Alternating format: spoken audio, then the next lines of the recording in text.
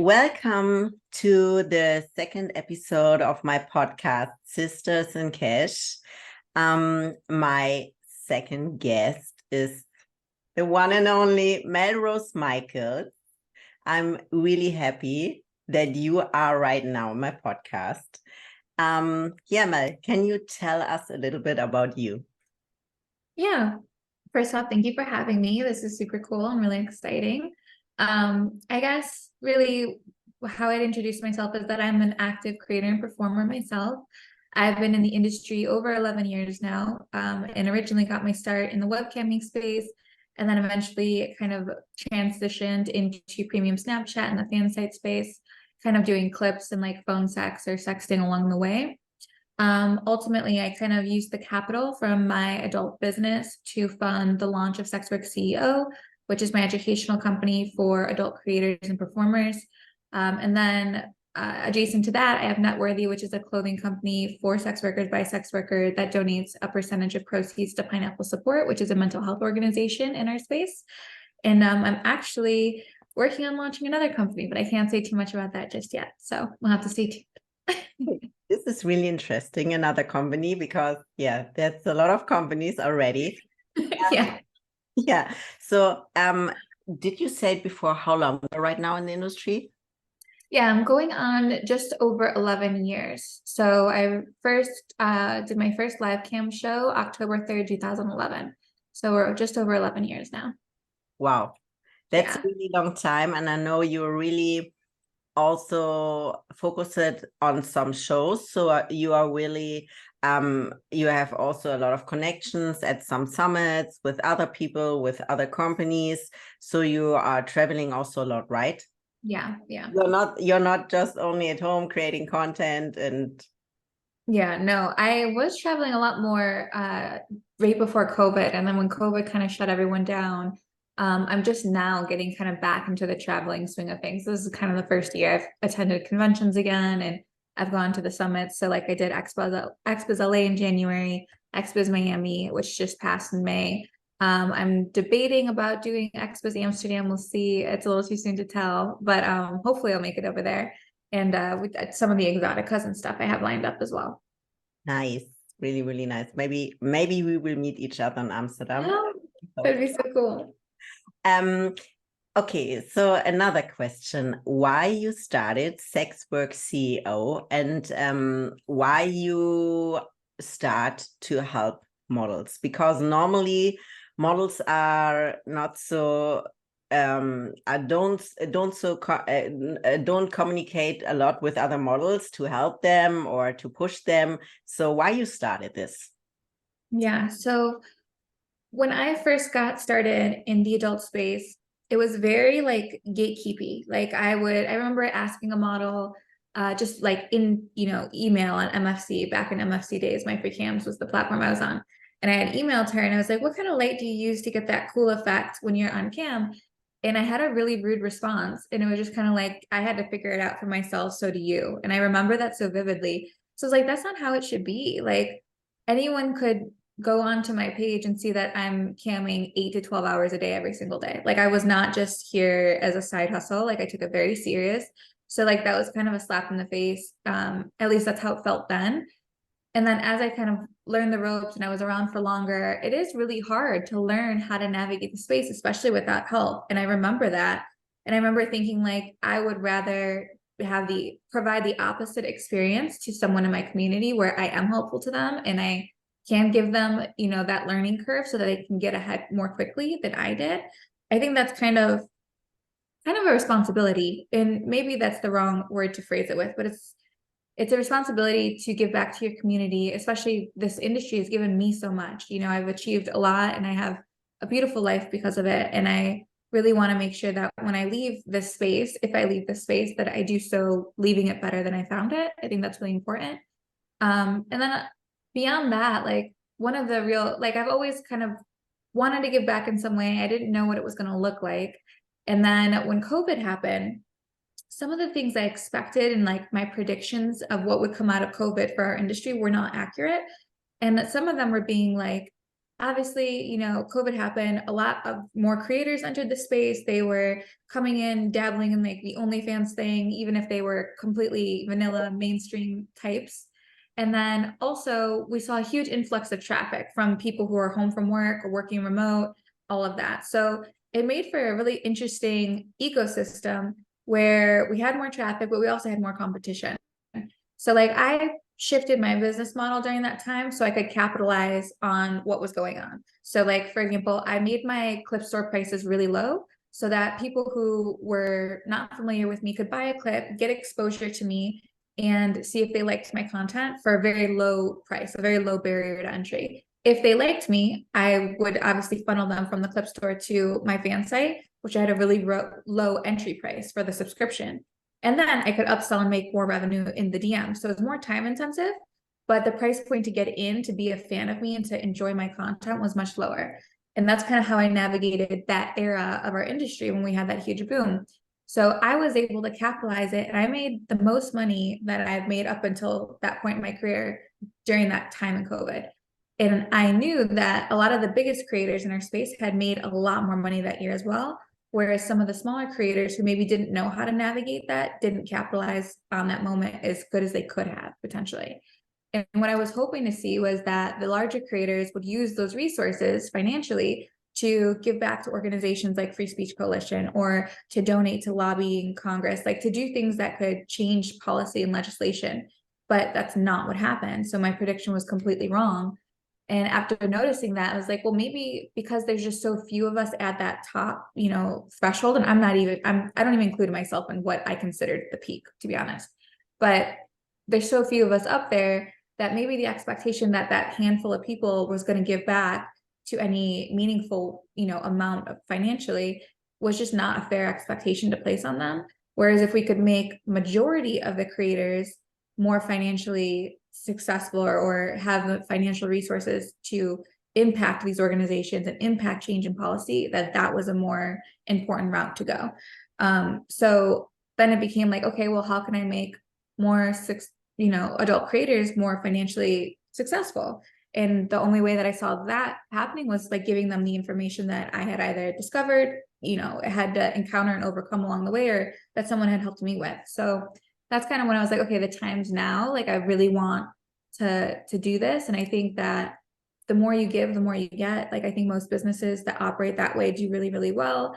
And you know, it's not a non-for-profit business. This is a business for me.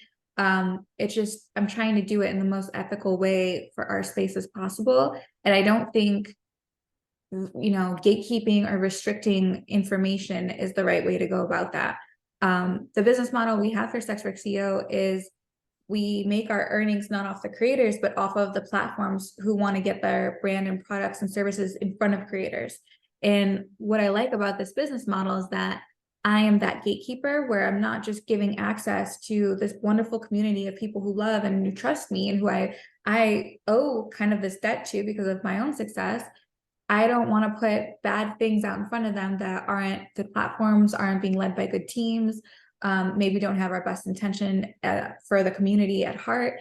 So I think that what I've been able to do is kind of curate this wonderful community into one place where we can share resources, share education, share success stories, help build each other up. And then in doing so, we can also let companies who are deserving of that access gain that access to get in front of these creators as well. So I think it's kind of a really neat way to have built a business. I didn't know what I was doing necessarily when I first set out. Like I didn't know how I'd monetize it. I didn't know how I'd make it profitable. Those things weren't even priorities. I'm 2 years in now, and the company's only now around the 2-year mark become profitable. So I've been doing this off of my own free labor, off of my own content creation, you know, finances for more than 2 years before we were ever in the green. So I think people lose sight of that too. I think that like this is wildly profitable because we look big online. Like we are everywhere all the time, very consistent. We've got a lot of great processes and systems in place, but this entire company is run by me and one other person, and we spend a lot of time on it.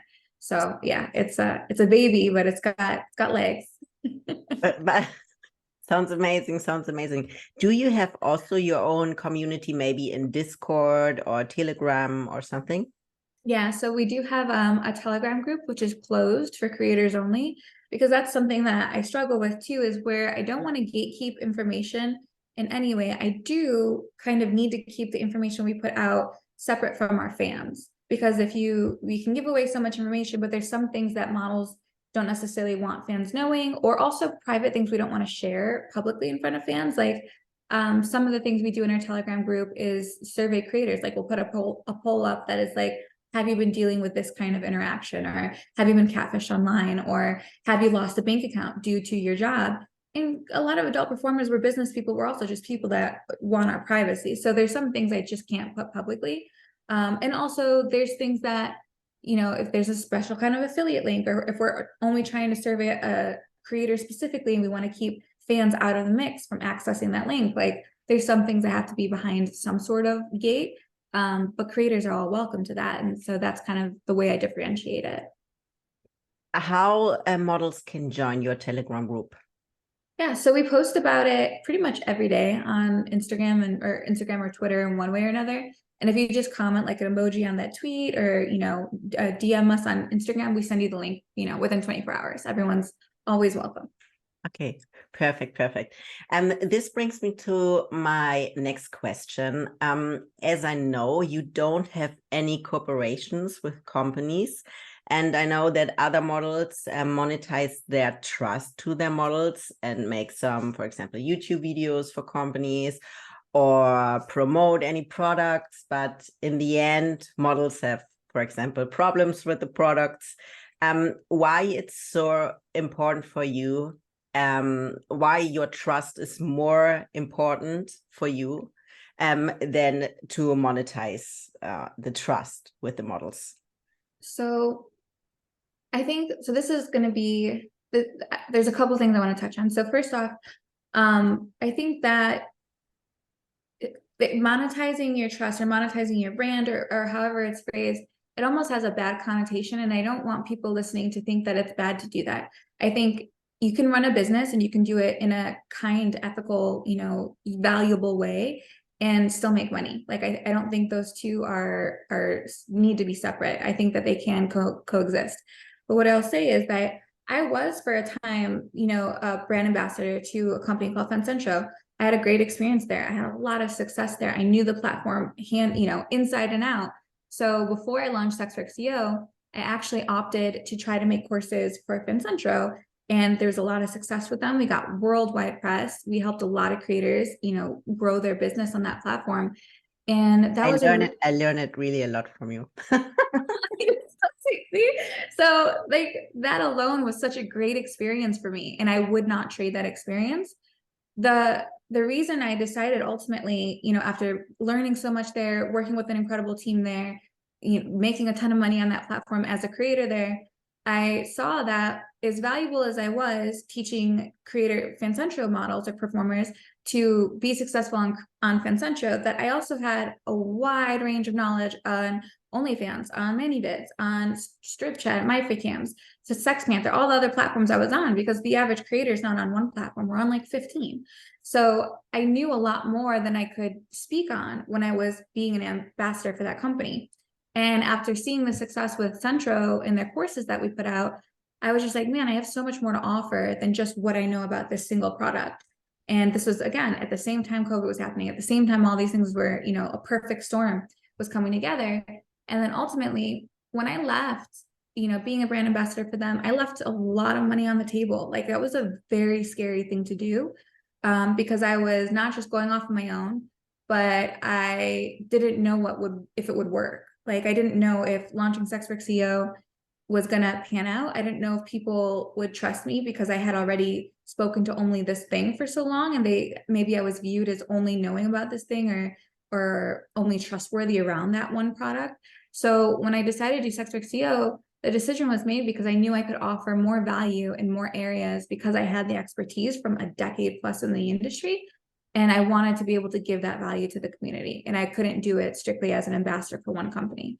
So while that was an incredible experience, and I think most models that get the opportunity to be an ambassador, like a real ambassador to a company and speak to their product, if you love the product and if you've had success with the product, I do think that's a great business move because you're going to learn a ton of stuff. And I don't necessarily know that I would have had as much success with Sex Work CEO if I hadn't had that as a really important step in my journey. So I do want to say that. Now with Sex Work CEO, the reason I stay independent of companies, because I can't tell you, I've had a lot of companies try to take me back under their wing and be their brand ambassador, or, you know, I've talked to companies about owning equity stake in their business and their product and service in exchange for being their ambassador, the face of the company. And I've kept saying no. And it's very hard because at every level, there's more money thrown at you. Yes. And it's more than I make now from the product, from my own, you know, Sex Work CEO. So it gets very hard to say no to those kinds of opportunities. But I think it's so important for my brand with Sex Work CEO that people can't say I'm making these videos or these Twitter threads or these newsletters or, you know, whatever we put out, Instagram reels, that they can't say I'm giving my opinion because I'm being paid to. And I think that that's really important. Now, I will say that there's a caveat to this. We have sponsors who will pay me to do their video courses, their educational stuff, and they go up on our YouTube channel. It's very clear that they're sponsored. It's very clear that they're well advertised. Like, it's on the video, you know, you can't miss it. But the difference is I'm showing a strategic business way to use their product versus saying, like, if they're just paying me to say what they want me to say. Like, that's not how it goes. I do all the scripting, I do all the outlining, I talk about how I personally use the product. So, and I also will not work with companies that I do not want to associate with. And I'm very clear on that. I turned down probably like 90% of sponsorship opportunities that are approached to us because I don't want to just work with anyone. And I want, when someone sees the Sex Work CEO logo or a, you know, brand association with something, that they know they can trust it. And that's really important to me. So yeah, it's hard because every level just gets harder, but I think being independent is also what makes what I'm doing so special. And I also don't know if I wasn't in such a privileged position with what I know because of my experiences and the money I make being a creator to support building this, that I could say no to those, you know, opportunities when they are very, very tempting. But I've been lucky enough to be in a place where I can. So I'm going to just keep staying focused on, you know, what I'm trying to build and keep my head down in the meantime. That's perfect. If you have the freedom to do something, what you really like, that's amazing. A lot of girls don't have it. So yeah. I can remember when you started first in some IG stories to share some tips and tricks. It was amazing for your close friends, for girls, because we never know a girl. They have done it for girls to, for example, share some shooting outlines. We all don't know a shooting outline before. For example, first shoot something in one outfit for a Twitter post, for Instagram, for teasing, then your content for your pay sites, and it was amazing. Really amazing. Also a lot of German girls really love it, and you have a lot of fans here. Oh, I love that. That's so good. Yeah. Okay. So in 2023, what is for you the best platform to generate some traffic? TikTok, Twitter, Instagram? To generate traffic. Yes. So I'm going to speak to what I think is best and not what I'm actively doing, because I like to be a product of what I preach, but I'm also, you know, about to launch another company. My hands are tied. I'm in 1,000 meetings a day now, which is very unusual to like how my normal day-to-day would go. So it's not going to be aligned with what I'm doing, but it's what I would be doing if I had the ability to. Okay. So I think TikTok is 100% number one. And then repurposing TikToks to Reels.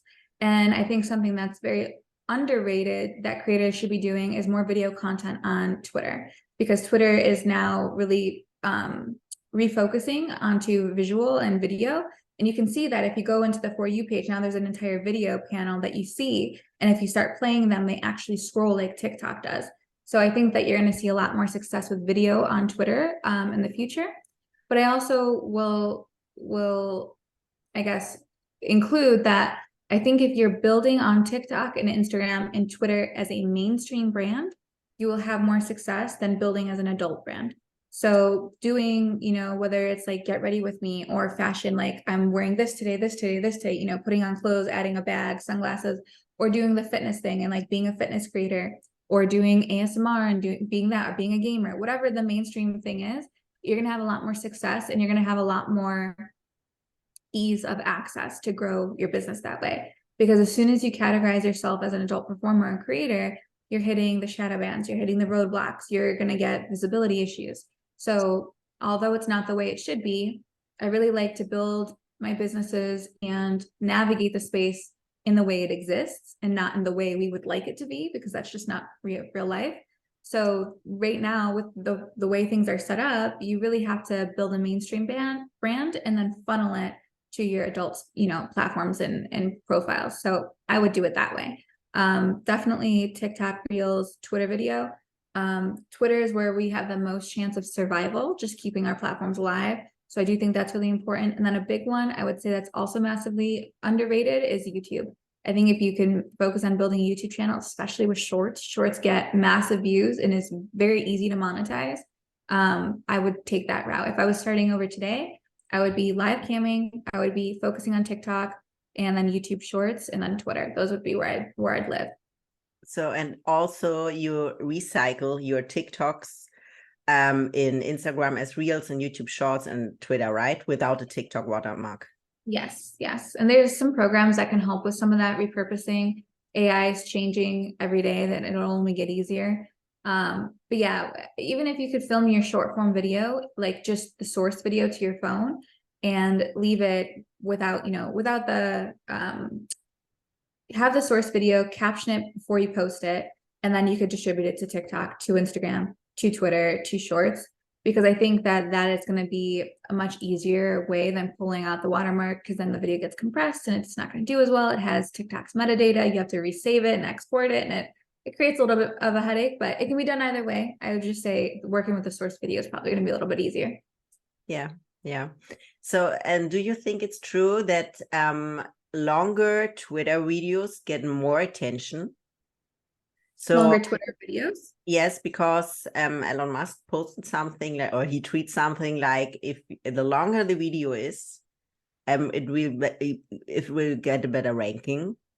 So I remember seeing or hearing about that tweet, but so SexWorks.io did a really deep dissection of the code when they released Twitter's code to be open source. We evaluated like a bunch of other Twitter threads that were talking about the code, compared and contrast them. We were following the updates as more code got released. And one of the things that it said is not necessarily about the length of the video, but it's the length of the watch time, which is very similar to what TikTok and YouTube does. So if you have a short video, but they're watching 100% of it, that's going to do much better performance wise than a 2-minute video that's getting 5 seconds of watch time. So you have to really have a self-awareness of how good is the content you're about to post, how long are they probably going to watch it for, how long does your friend watch it for before they look at their phone or look at you or whatever, and then have a judgment call and okay, let's make it shorter. So if you're just not sure how your content's going to perform, I would keep it short, because the shorter it is, the better the odds they'll complete full watch time. Yeah. So you know a lot about social media. Can you tell us why you know so much about social media? So I don't know if I'm a very obsessive compulsive person. So when I get interested in something, I kind of disappear for a few days and I just obsess over everything I can learn and absorb about it. So like with Twitter, when the code came out, I obsessed over that for 3 or 4 days. With TikTok, I have a friend that's a pretty big TikToker and I know a lot from them, but also I'll go down the YouTube rabbit hole and, learn everything I can about TikTok and how people are succeeding there. YouTube, same thing. I'm really obsessed with Mr. Beast and the way he runs his channels. Also a big Ryan Trahan fan. He blew up not out of nowhere, but everyone thinks it was out of nowhere. Overnight successes are usually like 10 years in the making, but really seeing how he did his penny challenge. He crossed the US, starting only with a penny, and all money to get across the US had to come from this penny. And he vlogged the whole thing, but he had a very cool structure to his vlogs. He ran them like episodes in a sitcom, which was really interesting. The music he used, the rough cuts he used, how seemingly candid everything was and unproduced and unpolished. Things like that really stand out to me. So, I mean, I've got Google Docs and Google Docs of like notes about seeing what all these other mainstream creators are doing. and then what will and won't apply to adults in terms of like the way I run my socials or the way I run my adult content, and seeing how I can implement things there, because I like to stay a student. Like that's something I like to live by, is like to always be learning from other people. And if someone has succeeded at anything, whether they're, a billionaire, whether they're a billion subscribers on YouTube, whatever it is, they know something I don't know. And I want to learn that thing. So I just try to keep, staying a student. So you do a lot of research, right? Yes. And I don't look at it like research. It's just, I really enjoy learning that stuff. So like when I'm not working and I go to sit on the couch, like that's what I'll watch. You read marketing books, right? I do like a lot of marketing books. I don't read as much as I used to. I'm more of an Audible, like a book on tape person now, which is because of time. But yeah, I love books. Perfect. It's amazing. A lot of girls, I think this is also a mistake in our industry, don't do a lot of research about social media. Yeah. And then they don't know how social media works. So for example, in Germany, TikTok isn't really famous. It's just for them, it's Facebook or Instagram, and post something on Twitter. But even on Twitter, they don't know something about the community guidelines. So sometimes it's horrible. And then they don't understand why they don't generate a lot of reach. Yeah, I know. And I can't speak too much to this, but there are going to be ways where we can, gain more traffic coming out in the future. I'm consulting for a company right now that's working on solving this problem and creating a really good solution for us. And I've, that's what I love about ShopNetworthy CEO, is that's another revenue stream for us, is getting paid to consult to help products and platforms we believe in to build it better for the community. And I think that's also why when we do these polls and surveys, it's so valuable, because it gives me insight, not just from my perspective, but from the community's perspective of what we need as a community. And then when I'm doing consulting for these companies, it's like, no, like I've talked to the community. They said they don't want that, or they said that they need this, or they need it this way. And then when they're building these things, they're building better things for us. So I'm hoping that, the work that goes on in those spaces behind the scenes, the stuff that I'm never going to get credit for, the stuff that no one knows I'm a part of, the stuff that has nothing to do with ShopNetworthy forward facing the brand or Melrose the brand.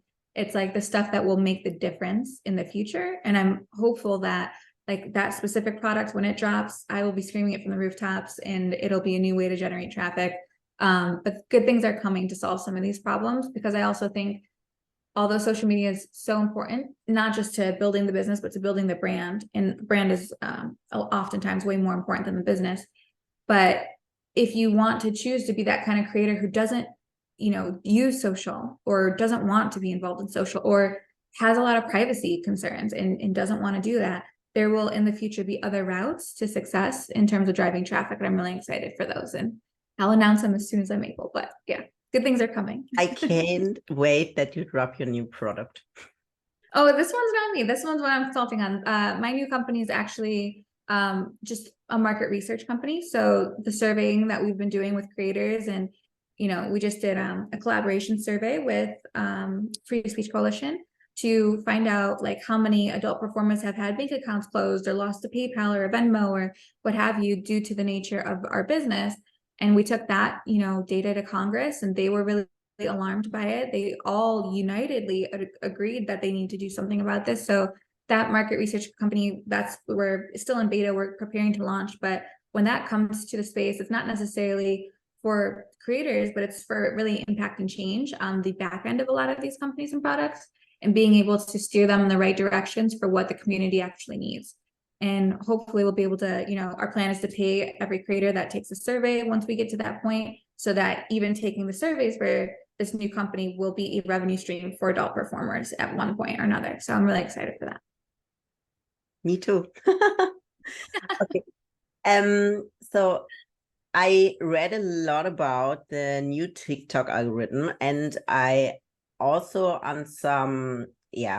I read a lot about other big performers wrote something in their communities that their TikToks don't perform really good right now, that Reels starting to perform better, also with the feature of share to Facebook.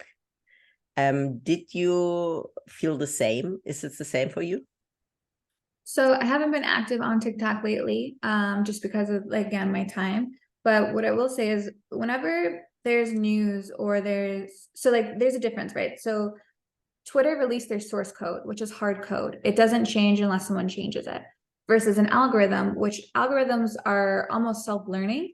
They adapt to whatever performs best, and they're constantly adapting. So whenever someone says like the new Instagram algorithm or the algorithm has changed again or whatever, for me, like that's kind of bullshit. Like that's not how it works. We don't know what the algorithm does. Like pretty much no one does. We know what the baseline of what it's supposed to do because they built it, right? But then it's navigating it. It's by itself. It's kind of it's not a living organism, but to a degree, it's constantly changing. So to say one thing works now and it didn't before, it's like we might notice that, but we can't say the algorithm has changed. It's always changing. It's not the same today as it was yesterday. So that's kind of like a tough thing to call. When we notice stuff that's not performing as well one place and starts performing well another place, I think that that's really important. I'm big on data. So if you're looking at your analytics and you're noticing those changes, you should absolutely adapt to those changes.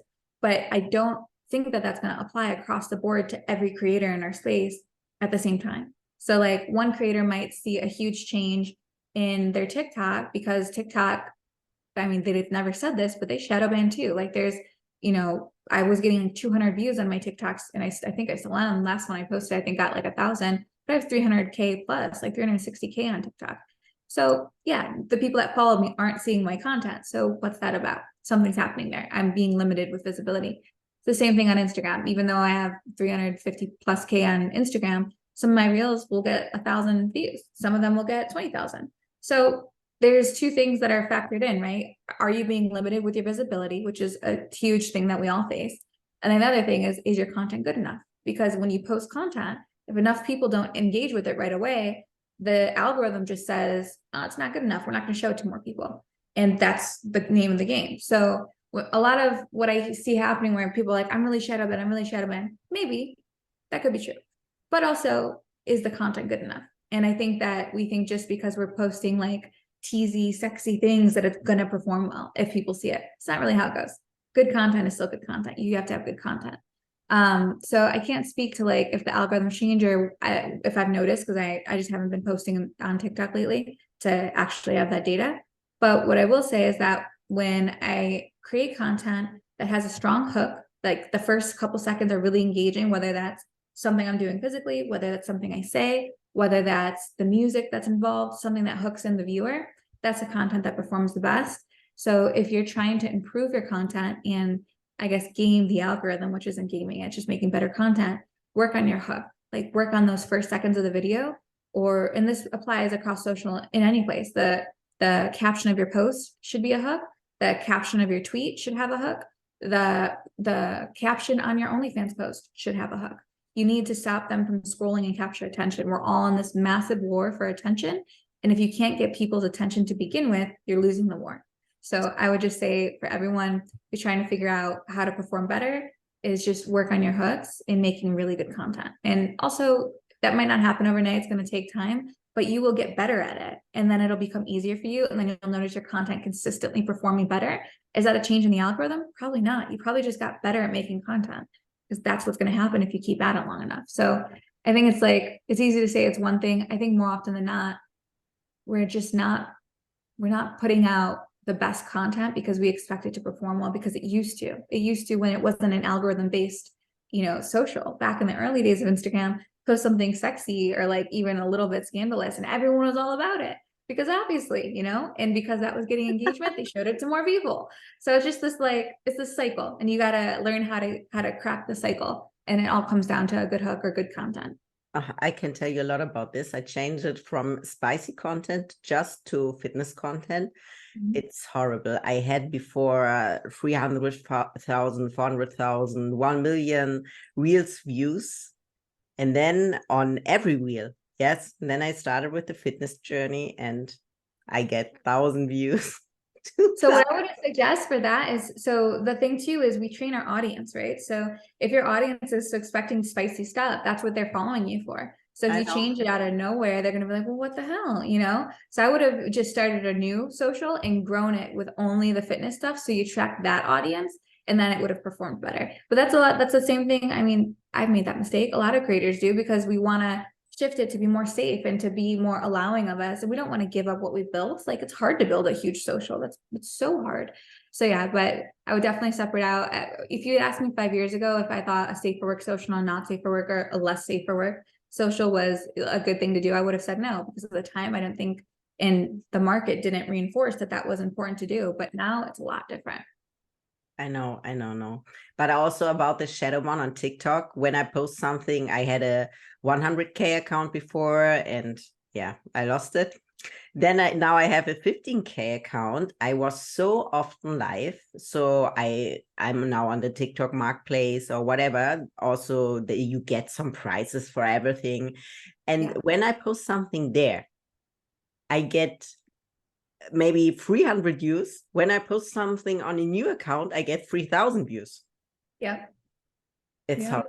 So yeah, TikTok is it's tough. medium. Honestly, if it was like 6 months ago, I would, and I've tweeted this, from Sex for CEO, like TikTok is where it's at. It's overlooked. You should be focusing there. But now the way that they're monetizing YouTube Shorts and the visibility that they're giving to YouTube Shorts, I honestly think YouTube's where everyone should live. Like, that's what I'm gearing up personally on my Melrose brand and on Sex Work CEO to focus very strategically on YouTube in the next coming months. I think that is going to offer the most sustainability, and not from what? You will start also with Sex Work CEO on YouTube? Yeah, so we have a channel. It's only like 4,000 subscribers. It's not very big, because it's not where I was focused on Twitter, because that's where most of us live first, But I'm pivoting to start really focusing on YouTube for all of my brands, just because I think it's offering the most sustainability. Now, I don't think us as a community is going to be able to monetize through like AdSense and stuff. I wouldn't count on that. What I would say is that build a big channel, and then you have all these followers and subscribers tuning in, and then they're going to find your social, and they're going to find your platforms. So it's just going to be a sales funnel. And if you want to do stuff like, sponsored video for a lingerie company, or sponsored video for a toy company, or something like that, a try-on haul, those are really popular, stuff in that area. You can monetize that way through sponsoring videos, but I wouldn't count on AdSense. But what you should do is capitalize on how easy it is to still build an audience there, because I think that's the key, especially with shorts. I've seen people blow up on shorts within like 30 days. It's wild. Really? Yeah. Okay, so yeah, what would you recommend is the best thing to post on shorts? Funny videos, or more like daily vlogs? I think so. I think what you post, so in terms of content, whatever you're going to do, it's going to take work, right? So you want to make sure the thing that you like creating, you're going to be able to do it for a long time. Because if that channel blows up and you're at like 5 million, 10 million subscribers, you've got to keep doing that thing. So whatever it is. I have to close the window just quick. No worries. I hear my neighbors all the time.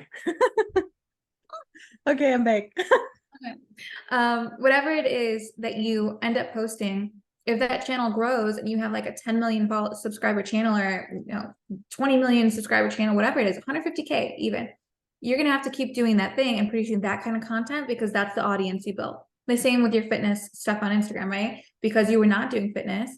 If you would have kept spicy, that would have still grown and hopefully performed well. So whatever you decide to do on shorts or on YouTube, just make it something you like doing, and make it so it's the kind of thing the audience you want will be attracted to. If you're trying to build adult platforms and that's the goal, is to get traffic to your adult platforms, do something sexy. Do something that's like, the stuff we see on Instagram Reels already. Do stuff like that. If you want a brand that's going to be bigger than when you're just an adult, and say you're doing fitness, but you're doing like fitness in a spicy way, close-ups, low angles when you're squatting, stuff like that.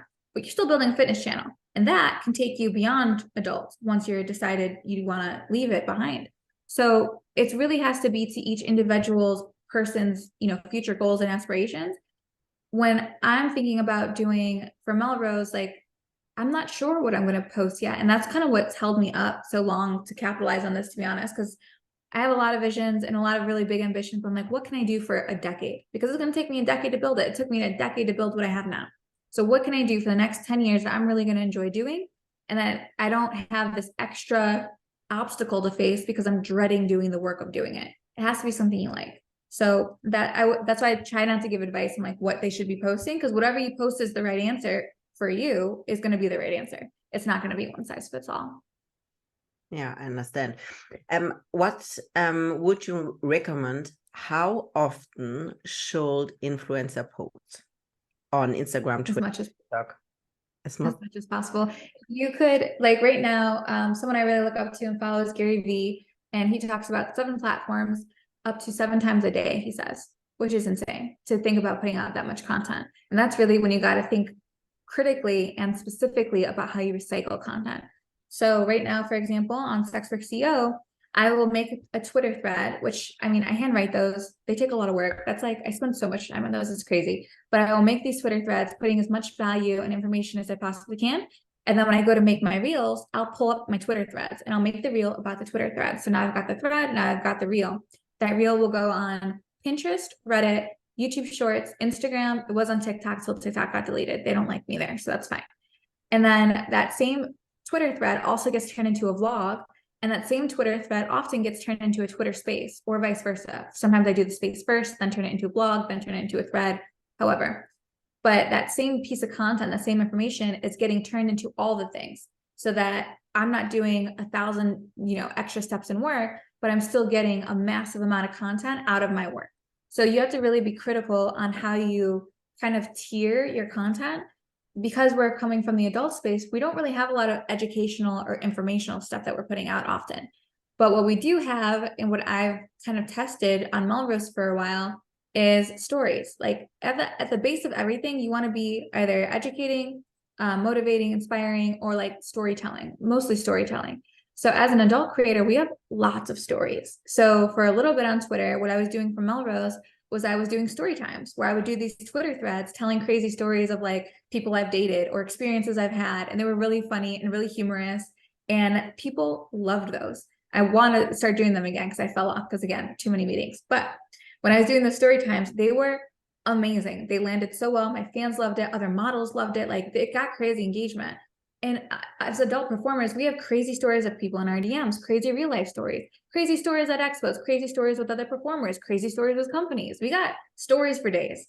So if I was another creator, and this one I will lead by example because I am going to get back to doing this myself, start tweeting stories, like things that have happened to you that other people can't rip off because it's your real experience. And then go on Instagram or TikTok and do a story time and tell your story of what happened. And then that goes up on YouTube Shorts, goes up on Reels, goes up on TikTok. And then you have your short form video, taken care of. And you can take that story from that Twitter thread and you can turn it into a podcast episode. And now you've started a podcast. Like it comes down to telling your story, whatever that is. And every adult performer has that ability to expand on their story. So I think that's something that we don't talk enough about because we see all these other businesses capitalizing on social media and all these other ways. And we're just like, man, but you can't do that as a sex worker. Like, how do I do that as a sex worker? The way you do that is through stories, 100%. Yeah. So you also use Reddit? Yes. Well, I don't do that myself because Reddit is a fucking headache. So I pay someone to do my Reddit. But yeah, I'm on Reddit. So you're working with a Reddit agency? Not an agency. No, I'm not a big fan of agencies. I don't work with an agency on OnlyFans. I don't work with an agency on the modeling side. Like I don't have any agency. I have no management. It's all me. But I pay a freelancer who is like good at posting to Reddit, at curating Reddit, responding to Reddit. And then they try to drive the traffic from my Reddit profile to my OnlyFans with like tracking links. You do it only for Melrose or you do it also for Sex Work CEO? For Melrose, I pay that person to do it. And for Sex Work CEO, we do in-house. But we're not very strategic about it. It's mostly we update Reddit the same way we update our other socials, if that makes sense. So like people can find us and I try to get in and respond to like some sex worker subreddits and threads and stuff. But yeah, we're just mostly posting there for consistency across it as a social. And then occasionally when there's time, we go in and we answer questions and stuff. Okay. So the next point, because you already mentioned that you pay a freelancer for Reddit, do you have some tips for the models to handle their business, to outsource some things, or how they do their time schedule, for example, because a lot of models even don't have a time schedule for their week. So yeah. Ooh, it's hard to know where to start because let I me, know. I know. I want to caveat this by saying this is not going to be one size fits all. Um, I I'm trying to grow a big business, so I do things in a rare way because I want a rare outcome. So let me preface this by saying that if you are a sex worker that's neurodivergent, or you're a sex worker that's disabled, or you're dealing with any of these other things, you're not going to be able to do a lot of the things that I'm about to suggest in the same way. You need to work it in a way that will work for you and be sustainable for you because it's not one size fits all at all. But I time block my day down to the minute, Monday through Friday. Weekends, I have things on my agenda, but they're a little bit more flexible. And even no matter what my time block is, whether it's, wake up this time, meditate this time, work out this time, take meetings from this time, create content from this time's for lunch, take more meetings, this time's for content creation for Sex Work CEO, whatever is in my time block, I do. If it's on my calendar, it's an appointment with myself and I do not miss my appointment. So Like you don't use a to-do list at the weekends. So when it's not in your calendar, it won't get done, right? I have both. So Okay. first I time block for what I'm focused on at what point of the day. And then I use a program called Asana, which it's a little bit more expensive, but I have a team that I need to collaborate with. So it makes more sense for me to use Asana. If you're just, you're just running the business as a solo entrepreneur right now, it's just you. I would suggest using Google Tasks because there's an app for it and it's built into your Google Calendar. It's right on the side. So they go really hand in hand well, and it's free. And I still use Google Tasks just for some stuff anyways, but Google Tasks is a great option if it's just you. So I have my to-do list, which on Asana, I break it into like Sex Work CEO stuff, Melrose stuff, Networthy stuff, the market data company that we're launching. It's all broken down. And then I have it organized by how urgent it is or how important it is. So we kind of just talked about this in Sex Work CEO's recent Twitter space, but if it's really urgent, really important, that's going on my get done today list. If it's important, but not as urgent, that is something I'm going to work on scheduling at a later time in the day or a different day. If it is not important and if it's urgent, but not important, that's stuff that I will delegate to a team member. So that's stuff I will pay the Reddit guy to do, my Reddit, because that's urgent. It's going to fill my sales funnel for OnlyFans and my platforms, but it's not important for me to do. It doesn't need to be me doing that. Someone else can replicate it and he's going to do a better job because I don't fucking understand Reddit. So like that is something you delegate. And then the other stuff that's not important and not urgent, that's the stuff I'm like, why am I fucking doing this? Why is this on my list? Like when I was doing the Twitter space talking about that matrix, that framework I'm discussing about like urgency and importancy and doing or scheduling or delegating or not doing, that's the Eisenhower matrix. It's a framework I use to take my big task list and make it manageable. And when I'm going through that, it helps me to narrow things down. So even when I go back to my to-do list in Asana, I will strategically move things around so that I'm only doing 5 big things that are really urgent and really important each day. And maybe at the end of the day, I'm scheduling 3 things that are important but not urgent. And then I go about my day like that. And when my time block on my Google Calendar says, okay, you're not focused on Melrose brand anymore, you're focused on Sex Work CEO now, then I go to Asana under my Sex Work CEO category, and then I do those tasks. So I use the calendar to dictate what I'm focused on, and I use the task list to dictate what I'm actually doing. And in between that, like I have actual breaks. Like I take a break for lunch. I don't sit on the couch because if I do, the rest of my day gets eaten by Netflix. So I sit at the table and I eat my food, or I'll go for a walk. That's like a reward system I have for myself so that I don't get burnt out. But the biggest thing is like, if you set an appointment for yourself on your calendar, show up for it. Because like, if you don't have that discipline with yourself as an entrepreneur, you're just not going to win. Like no one is going to hold you accountable to you. You have to do that. And that is the beauty of why you're in business for yourself. And that is also the biggest temptation, is because like no one's going to yell at me if I don't show up for work today. No one's going to come for me. Literally no one. The people that I hire, they're not even going to hold me accountable. So you have to show up for yourself. And if you can't get that muscle strong enough of that self-discipline, you're kind of dead in the water. And I say that lightly because everyone's discipline will look different. Mine is very, very, very focused and, to a T, and at least to an extent. Like I'm not perfect, but I try to not miss appointments I set with myself. And then I forgot what the other second part of what you had asked me was. Yeah, so it just was if you have some content days, so where you're just shooting the content, for example, 2 days per week, and the rest of the week you don't have to shoot content? So I've fluctuated in my career many different times. So again, this has to be what fits you as a creator. So when I was in my premium Snapchat days, I'm filming every single day. So I was very used to putting out a lot of content very quickly. And I like that pace because it makes me feel productive. It keeps my fans really happy. So I like to stick to that. I have 3 hours blocked out of my day to film all content, and that's every day. If I can't do that because of meetings or because of life or because of, whatever, then I will batch film on the weekend, or I will batch film more in my next 3 hour content block than I would have had to do one thing in my regular content block.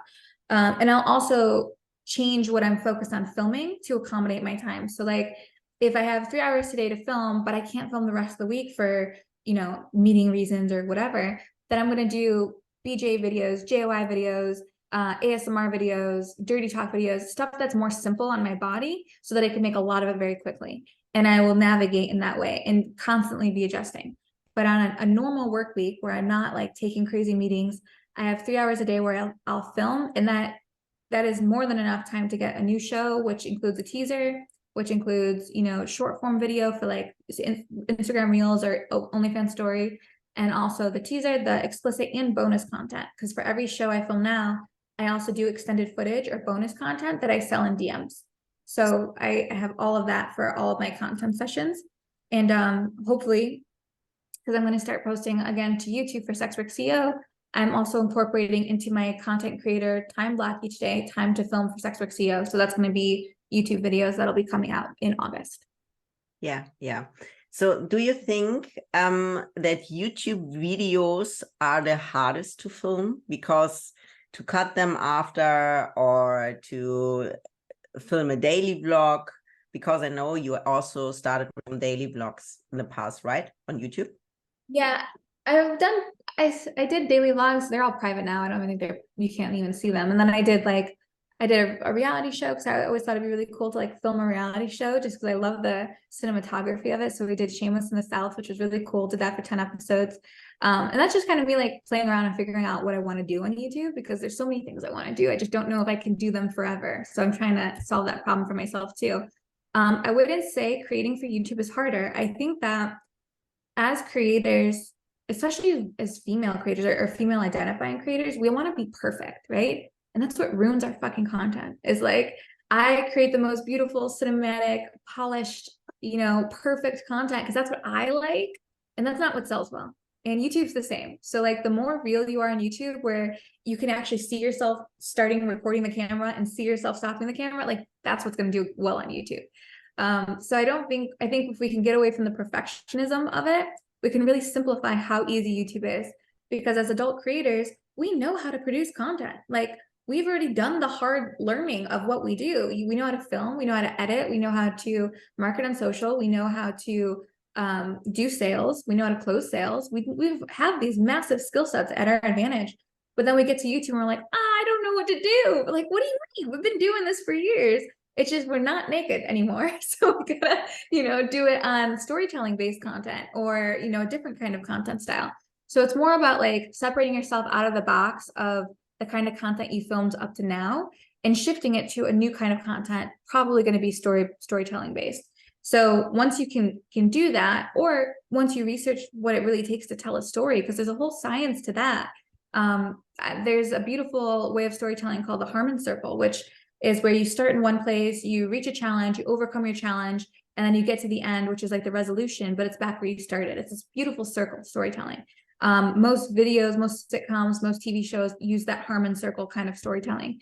So if you can do some research on storytelling and really become a good storyteller, then the content part, you got that. Like that's not the hard part. You don't need the fancy graphics. You don't need a fancy intro. Most people make these beautiful, even Sex Work CEO, we have this beautiful intro to our educational videos. It's like 10 seconds long. That's way too long. That's not a hook. That loses everyone who's watching the video. So like, there's so much that you have to learn, like have a strong hook, get right into the fucking story. Don't waste time. Don't make it perfect. You don't need to. We already know how to make content. We just have to become better storytellers. And that's the only change I think we need for YouTube. I also started with some YouTube vlogs. It was really hard for me because, yeah, as you said, we always like to have it perfect. Then, yeah, but Right. yeah.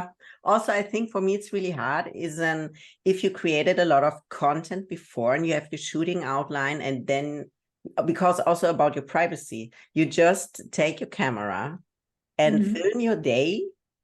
It's really, for me, it was really weird.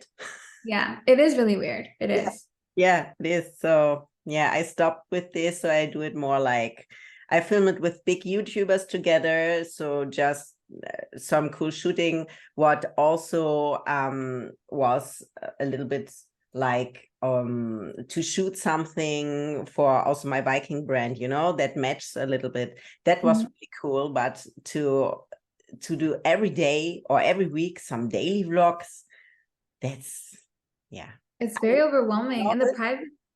the privacy thing's very hard because you want to show your life, but you don't want people to know where you go get coffee every day. Like that's a real danger for people like us.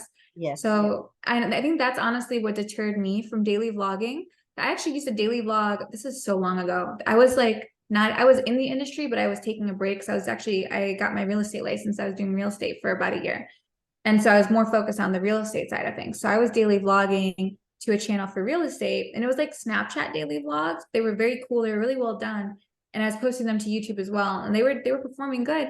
But then when I would like do a cam show or when I would like sneak off to visit my adult, business, then I'm like, oh, people are finding my stuff and like they know where city I'm in. And like this is really problematic because if you're doing real estate, you got to say what city you're working. Like you got to tell them where you are.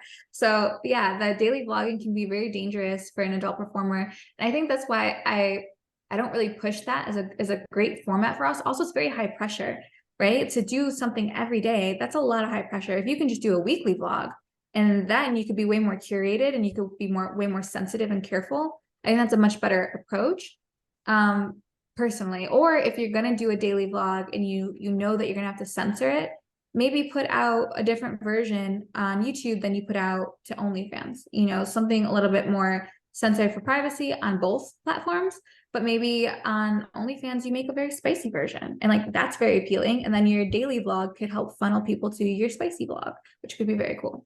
Yeah, I saw it on a lot of fitness girls. They started their vlog at YouTube, and Mhm. then they turned over to, for example, paid platforms. Yeah, for sure. There's also a lot of people don't realize, but OnlyFans TV is a massive competitor to YouTube. Not competitor in size, like YouTube is huge, right? But I heard it said once, and don't quote me on this because I don't know if the data point is real, but it was told to me that only 2% of OnlyFans traffic is paying, which means that 98% of it is non-paying. So they're on free pages, they're looky-loos, they don't subscribe, they're on trials, whatever. So they launched OnlyFans TV, and this is my assumption. Again, I'm saying this from my own, belief that they launched OnlyFans TV as a way to capitalize on all of that non-paying traffic. So now, if you go and you start posting OnlyFans TV, which they have a lot of kind of hoops to jump through, you actually have to get interviewed, you have to be accepted. They want like 4K video, they want microphone audio. But if you can get approved to the platform, you basically link your videos on OnlyFans TV to your free page. And when I was interviewed with them to set up an OnlyFans TV profile, they had told me like, yeah, your free page has to be completely safe for work. You can't have anything on the feed, which is I understand. And You have to be safe for work, right? There. yeah, very safe for work. And even though it's your free page and it's all safe for work on the feed and in the stories and stuff, you can have a list of fans who opt in, like, yes, I'm going to tip you to be on this list, and you can still send them explicit content on your free page. So technically, if you start an OnlyFans TV and you get all the traffic, because there's a ton of traffic on there, and I see girls doing this, girls are blowing up with OnlyFans TV and they're funneling it back to their free page and they're sending explicit in DMs for lock. You can grow your page that way. And it's a massively missed opportunity because people just don't know it's out there. Like that's one of the other things I was debating is like, do I focus on OnlyFans TV or do I focus on YouTube? And can I focus on both? And so if you can make content for YouTube, you can also post it to OnlyFans TV. And then boom, now you're getting a huge increase of traffic. that's totally separate from YouTube, and you're still growing in both places and monetizing. I also didn't know that's so big.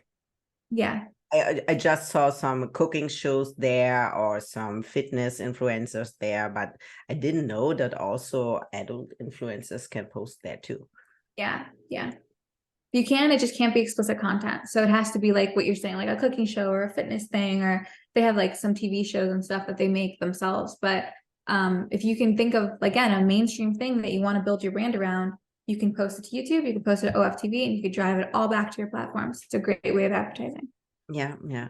Okay, so nearly the last question.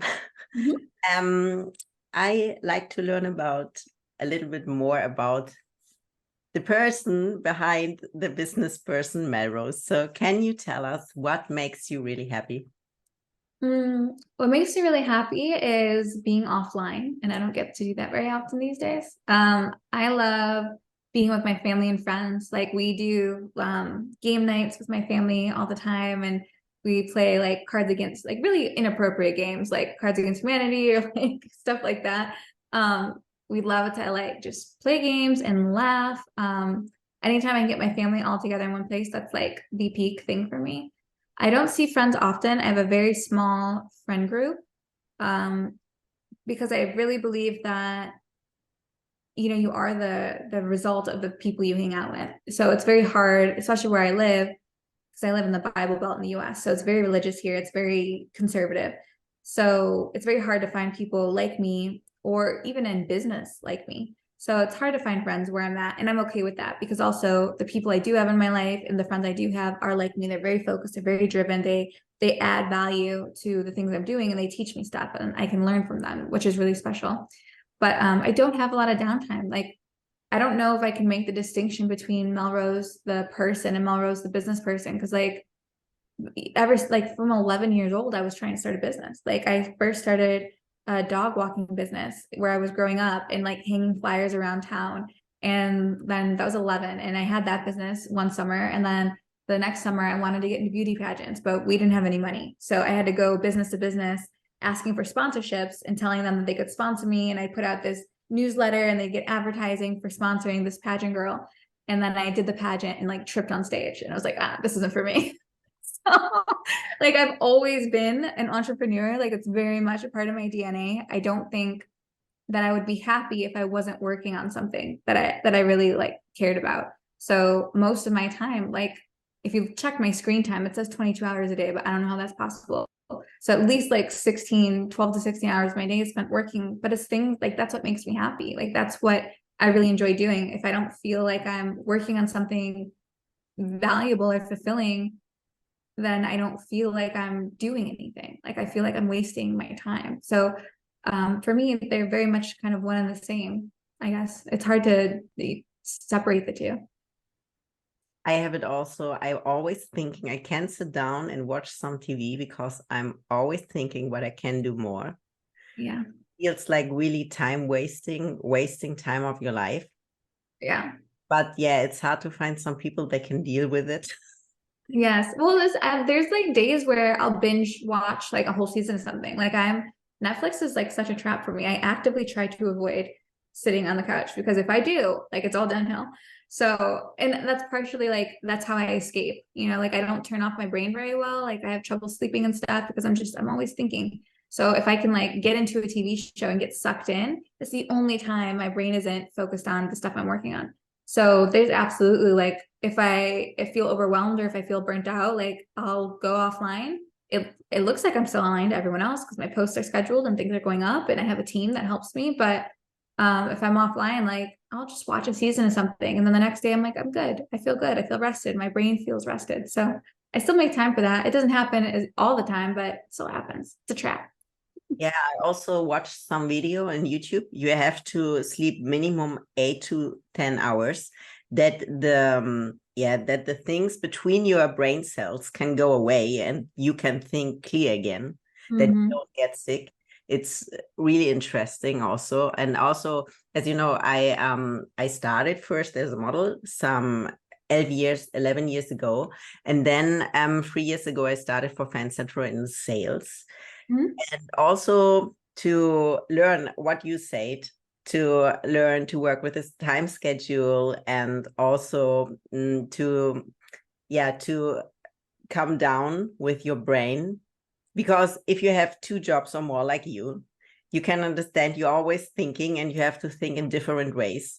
Even at the shows or wherever, you have to think for your sex work CEO, you have to think as a model, you have to think for your clothing brand. So yeah, there's a lot what's going on in your head. And if you like to go to sleep, you always find something what you can do more. Yeah. Yeah. Absolutely. But Absolutely. also for your mental health, to set boundaries, it's really important. Absolutely. I couldn't agree more. Yeah. Mel, that was a really long talk, and I'm so thankful that you was with me in the podcast. Of course, of course. Thank you for having me. I love this. I love doing these. It was an honor for me, because also I'm a really big fan of you. You're so sweet. Yeah. I'm a fan of you too. Oh my God, thank you. I can't sleep tonight. Yeah.